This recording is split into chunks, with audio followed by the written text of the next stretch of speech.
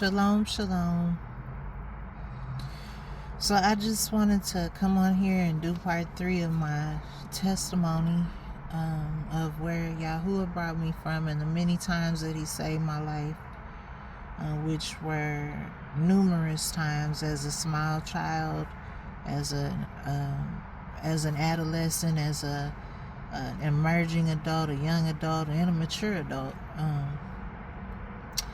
He's always come through for me and saved my life when I put myself in bad situations and when others try to put me in bad situations. But that's not what I'm going to focus on, is the bad situations that I was put on. The point is, he saved my life from them. And he saved my children, even though I lost my daughter when she was 25, my middle child. I have 5 daughters. Also, I wanted to explain my Hebrew name, which is Kaya Yisraela. That's the Hebrew name that's on my profile, and it's the equivalent of my Celtic name that my mother gave me. It's the equivalent of Stacy Patrice. And they both mean, so Stacy and Kaya mean resurrection or life, and Patrice and Yisraela. Patrice means nobility or royalty, and Yisraela means Yasharel, royal Yasharel. And so then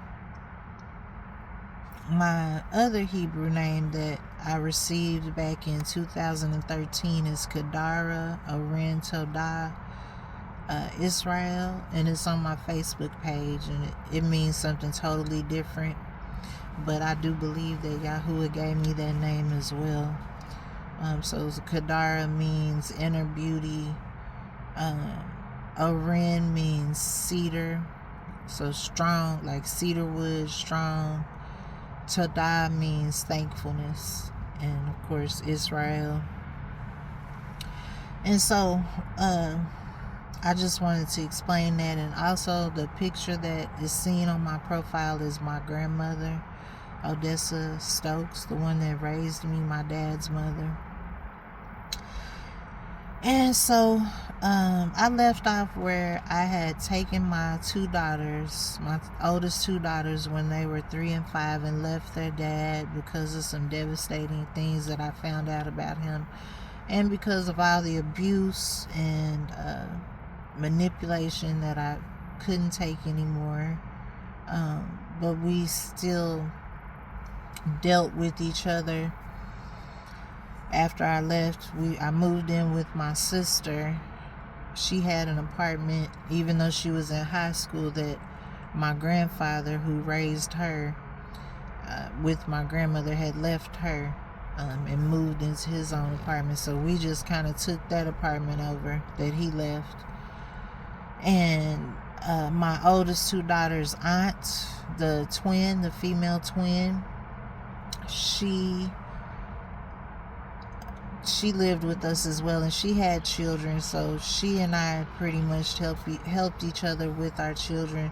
Then there were a couple other girls that lived with us. One was my oldest 2's cousin, which was the twins' cousin, younger cousin, the same age as my sister, who's 4 years younger than me, and one of my sister's friends from high school. So it was a house full of girls, but we all helped each other and everything. And the goal was for me to get my own apartment, so eventually I did, after I started working and everything. And during that time, the girls' dad didn't provide much support for us, and if he did, it was always there was always some ulterior motive or something that I had to trade for his support, which it could have been anything. And so when I started working and got my own apartment and everything, I wanted to stop dealing with him. So I met another man at work, and immediately he paid me attention. So, and he wanted to, hang out with me and everything. So I did, and we ended up in a relationship. And we got married within a year. We were actually legally married. And then when my second daughter, first, their dad, when he found out I was in another relationship, he filed for a divorce, which we weren't married legally. We were common law married, but we weren't legally married. So he filed for a divorce, and in the divorce he requested or petitioned for full custody of my daughters, which was very strange because I know he loved the girls, but he didn't really pay much attention to them before that, and he didn't provide for them the way any man is supposed to provide for their children. When we lived with him, he didn't provide much except for the roof over our heads, and then when we left, he didn't do anything at all.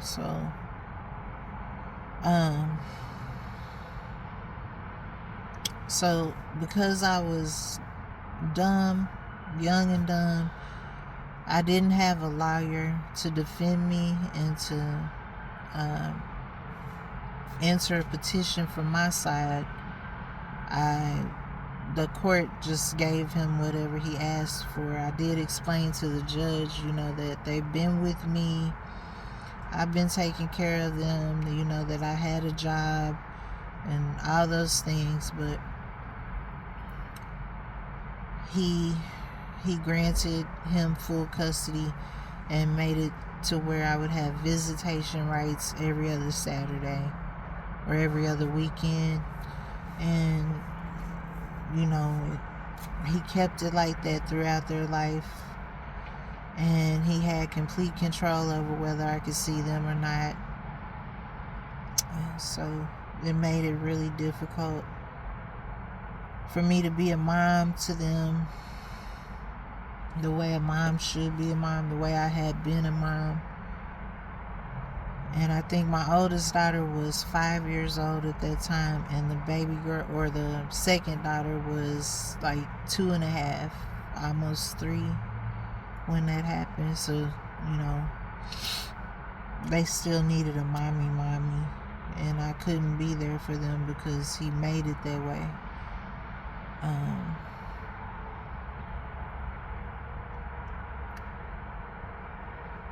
But anyway, so, during all this, I'm in a relationship with this new man, and we end up married after about 6 months, and he's very abusive. I went back to Texas with him. He was very physically abusive, verbally abusive, and very manipulative and controlling. And so I ran away and came back, and then I let him come back here, and we got back together, and we had my middle child, which passed away in 2023. And then we had another child in the midst of all the abuse and poverty and just a bad situation. And then the 2 middle girls are about a year and 3 months apart. And so right after that, when my daughter was when the 4th daughter was, I think, 3, or 4, I got pregnant again, but he and I both agreed to get an abortion with that child, which, really did a number on me.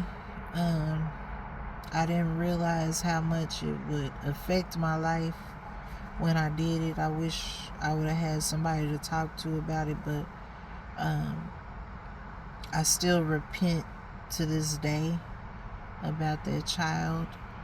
And I still wonder if it would have been a boy, because I only have I only have 5 girls, so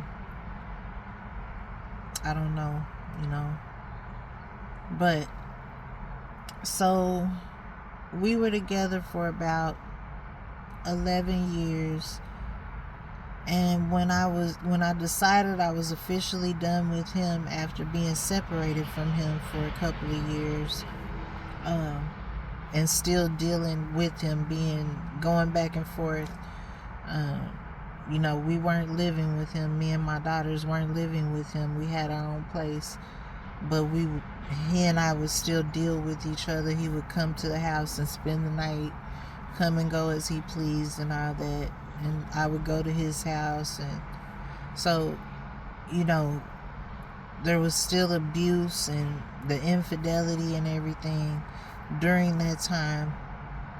And so when I decided I didn't want to deal with him anymore, I met another guy through a friend of mine whose hair I braided, a gentleman, and he was a really good guy. The gentleman that I braided his hair, he's also passed away now. And his brother is who he introduced me to. But he did tell me that I shouldn't get involved with him in that way. But we had such a physical connection and, chemical connection that I felt like, that I should be involved with him. So by the time, I met him in August of 2005, and I had my daughter in May of 2006. So that's how fast we made that connection. And during those times, the time I was with my second children's dad, and the third, my grandmother and my dad both passed away a year apart. And I was in school at the time, and I was in community college working on my associate's degree. And so I had a lot going on. But I took that time out to deal with that man when I should have just stayed by myself and let Yahuwah be my everything, as he is now. So that relationship was very abusive. Physically, mentally, emotionally, spiritually, in every other way. His family dealt in a lot of witchcraft and everything, and I think the second one's family did too, and I'm pretty sure he did, but it wasn't really real to me as this third one was. And so, idolatry is witchcraft. Disobedience to Yah is witchcraft. Manipulation is witchcraft. But both of the last two, I think they actually practiced like word curses and spells, and dealt with potions and stuff like that. But anyway, I don't want to focus too much on that, because Yah delivered me from all that. Everything they tried to do to me, Yah didn't allow it to happen. And so that's what I want to focus on. That's how he saved my life. And from them trying to beat me, trying to beat me down, trying to make me quit school, trying to make me be destitute and not have anything, not have any kind of money or any way to support myself or to support my children. Both of them seem to want that, like really, really bad, because they both did everything they could to try to stop what y'all had for me. And they did it on purpose. You could see, well, I could see that they were doing it on purpose.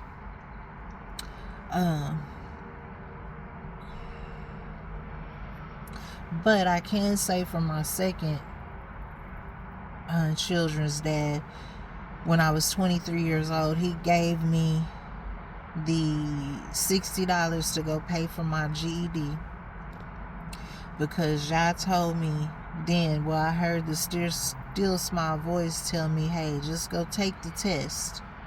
Just go take the test. Don't worry about studying for it or anything. Just take it. And so he gave me the $60, and I went and paid for it and took the test. And 6 weeks later, I got the certificate in the mail. And you know, y'all, he made that happen because I didn't have the basic skills to pass that general education exam.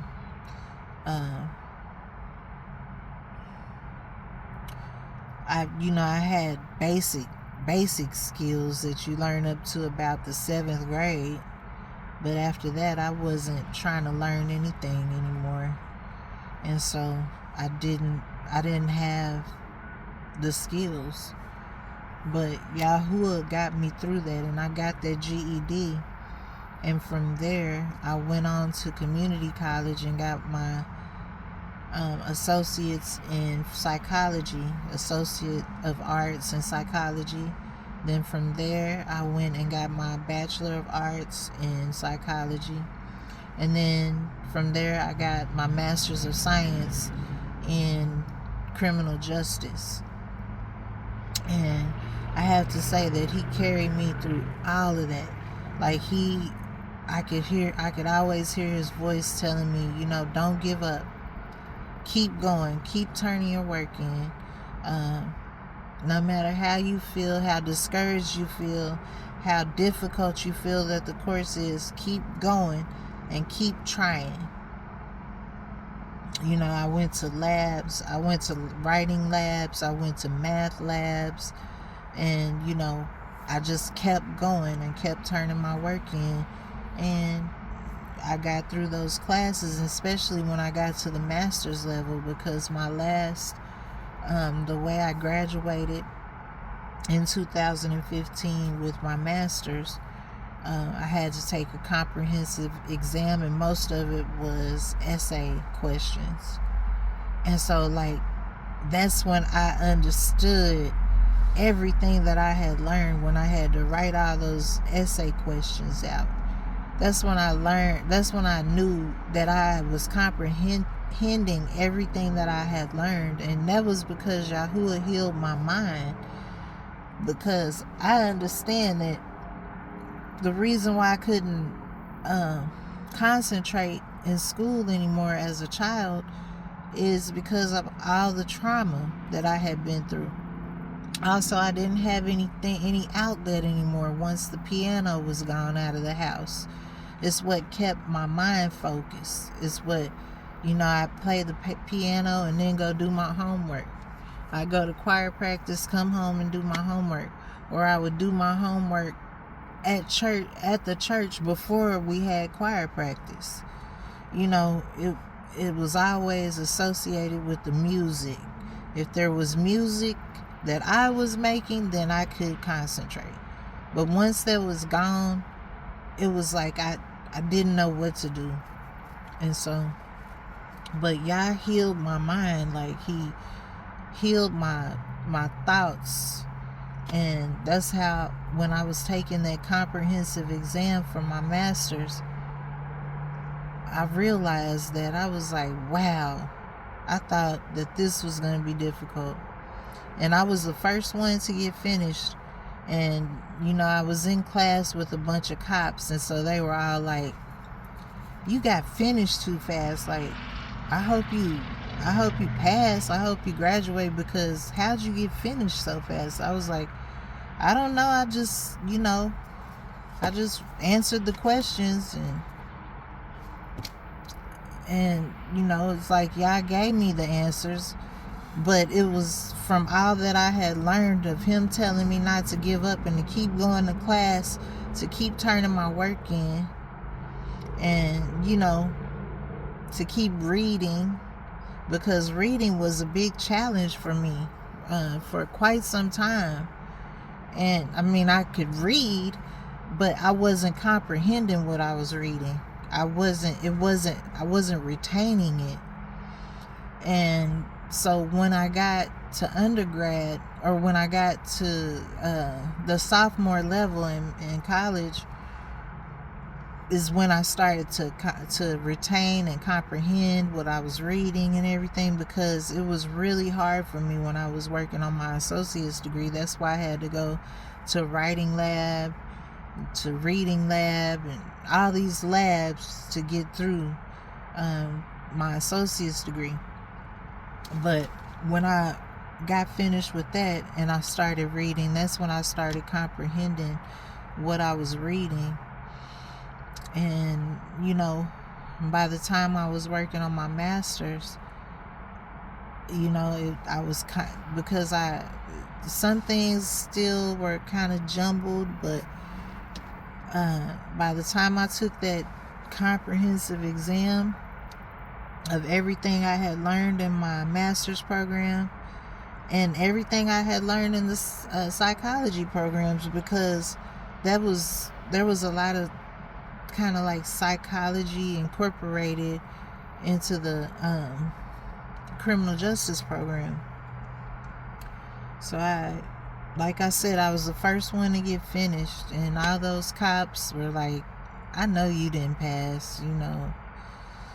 I would hear them talking and stuff like that, and then one of them would ask me, like, how'd you get finished so fast? And like I said, I give glory to Yah. I give glory to Yah, because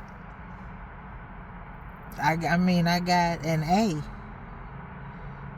I got the score. I scored out. And so I walked across that stage, and those two scholars put the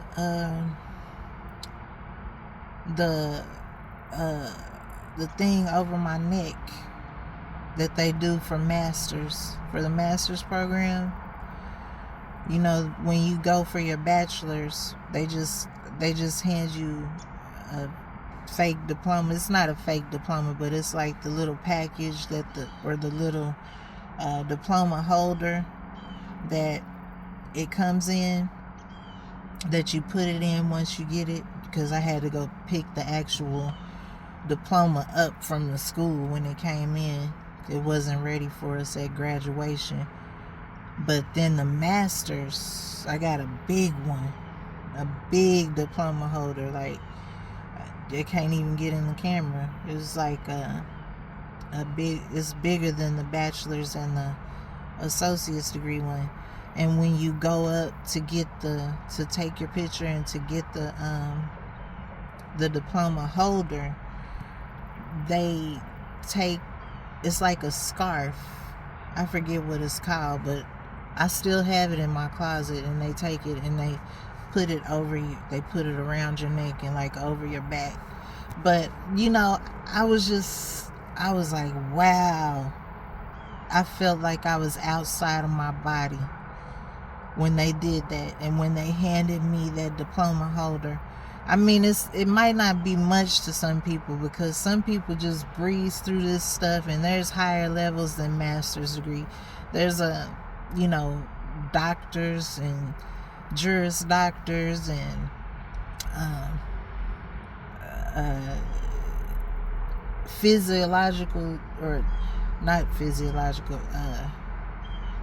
philosophy doctors, PhDs. So it might not be a big deal to some people, but I felt like I was outside of my body, and all I could do was praise Yahuwah. all I could do was just keep saying thank you over and over and over. Thank you, thank you, thank you. And there was nobody there to celebrate, really. My sister came to my master's graduation. My mother wasn't feeling well. My sister came, and my last husband came, and my baby girl came. There were a few people at my bachelor's degree graduation, but nobody, literally nobody, came to my community college graduation. But Yahuwah was there. And so I was, at each one of those graduations, I felt outside my body. But because I wasn't supposed to do any of that, according to some of the people that had a hand in raising me, according to the men that I chose to put in my life, or that I ended up with in my life. I was supposed to be, many things, but not anything good. And so I could only attribute it to Yahuwah, that it was for his glory, that he saw to it that I got done with all those programs, and that I'm able to help other people in my profession, that I'm able to take care of my children and grandchildren, help them out when, Also, my mother, when she got out of prison the last time in 2008, I'm sorry. She went back in 2000. Once she got out, the second time she went back, and that was in 2000. Then she got out in 2008, and she's been clean ever since. And she's always been the best grandma to her grandchildren. I mean, I could say that she's always been the best grandma. She's helped me out financially tremendously, her and her husband. And I don't know what I would have did financially without her support. She's really supported me in a lot of ways, and especially with my children, with their school clothes, with graduations, with everything that they needed. She was always there to help, and she spent a lot of time with them as well. So Yahuwah brought her back as well, and she's living her life drug free, and I'm especially thankful for that. And but anyway, so I said all that to say that Yahuwah saved my life in so many ways, so many different times, and I owe him all the glory and all the praise. And if he did it for me, he'll do it for you. And never give up. Shalom.